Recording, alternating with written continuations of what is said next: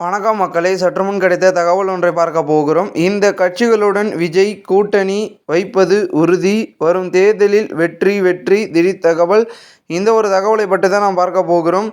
தகவலை பார்ப்பதற்கு முன்னதாக நீங்கள் நம்மளுடைய சேனலுக்கு புதிய பார்வையாளர்களாக இருந்தீர்கள் என்றால் மறக்காமல் நம்மளுடைய சேனலை சப்ஸ்கிரைப் செய்து வைத்துக் கொள்ளுங்கள் மக்களே. தற்பொழுது தாவேகா பொதுக்குழுவில் விஜய் முழு அதிகாரம் வழங்கப்பட்ட நிலைமையில் அமமுக உள்ளிட்ட கட்சிகளுடன் கூட்டணி பேச்சை தொடங்கியதாக கூறப்படுகிறது. இது குறித்து பார்த்திங்கன்னா டிடிவியிடம் செய்தியாளர்கள் பார்த்திங்கன்னா எழுப்பிய கேள்விக்கு தாவேகா எங்களுடன் பேச்சுவார்த்தை நடத்திய என்பதனை பொதுவெளியில் சொல்ல முடியாது என்று ஒரு முடிவையும் பதிலளித்திருக்கிறார். மேலும் விஜய் தலைமையில் ஒரு கூட்டணி அமையும், அது மிகப்பெரிய தாக்கத்தை ஏற்படுத்தும் எனவும் பார்த்திங்கன்னா தெரிவித்திருக்கிறார் தினகரன் அவர்கள். மேலும் இதனைத் தொடர்ந்து பார்த்திங்கன்னா தற்பொழுது தாவேகா பொதுக்குழு கூட்டத்தில் விஜய் தான் முதல்வர் வேட்பாளர் என திட்டவட்டமாக தெரிவிக்கப்பட்டது. ஆனால் நிச்சயம் தாவேகா தங்கள் கூட்டணிக்கு வரும் என அதிமுக நம்புகிறது. இந்த நிலையில் தாவேகா உடனான கூட்டணி குறித்து வெளிப்படையாகவா பேச முடியும் என ஆர்பி உதயகுமார் கேட்டுள்ளார். நடக்க வேண்டிய நேரத்தில் டிஎன் மக்களுக்கு நன்மை தரும் வகையில் அது நடக்கும் என்றும் அவர் தெரிவித்திருக்கிறார். அதிமுக பிளஸ் தாவேகா கூட்டணி உறுதியாகுமா என்ற கேள்விகள் அரசியல் வட்டாரத்தில் வெறும் பேசும் பொருளாக இருக்கிறது.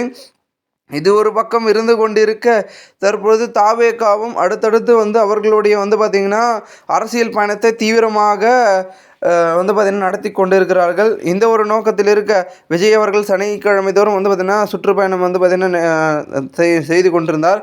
கருத்துயரத்தம்பரத்துக்கு பிறகு செய்யலை. அதனால் அவருடைய கடைசி படமான ஜனநாயகன் பார்த்திங்கன்னா ஃபஸ்ட்டு சிங்கிள் பார்த்திங்கன்னா பாட்டு நாளைக்கு வெளியிடுறாங்க. ஸோ அதனால் கண்டிப்பாக பார்த்திங்கன்னா சனிக்கிழமை அவருடைய பேச்சு தான் எப்பயுமே இருக்கும் அப்படின்றத காட்டும் விதமாக அது இருக்கிறது.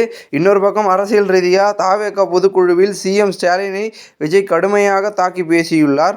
மக்களுக்கு திமுக அரசு மீதான நம்பிக்கை முழுவதுமாக மண்ணில் புதைந்து விட்டதாகவும் 2026 தேர்தலில் திமுக தலைமைக்கு அதை இன்னும் ஆழமாக புரிய வைப்பார்கள் என்றும் விஜய் அவர்கள் கூறினார். அப்பொழுது பழக்க தோஷத்தில் மக்கள் தீர்ப்புக்கு தலை வணங்குகிறோம் என்று அறிக்கை வெளியிட்டு அறிவாலயத்திற்குள் ஸ்டாலின் ஓடி ஒளிந்து கொள்வார் எனவும் பார்த்திங்கன்னா விஜய் அவர்கள் ஒரு விமர்சனத்தை முன்வைத்திருந்தார்.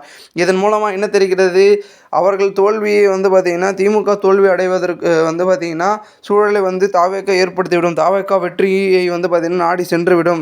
அதனால் தாவேகா உடனான கூட்டணிக்கு திமுக கூட்டணியில் இருக்கக்கூடிய கட்சிகள் வரலாம். என்னென்ன கட்சிகள்னால் காங்கிரஸுடன் ஆல்ரெடி பார்த்திங்கன்னா ஒரு சில பேச்சுவார்த்தை நடந்திருப்பதாக அரசியல் வட்டாரத்தில் ஒலித்தது தாவேகாவுடனான காங்கிரஸ்.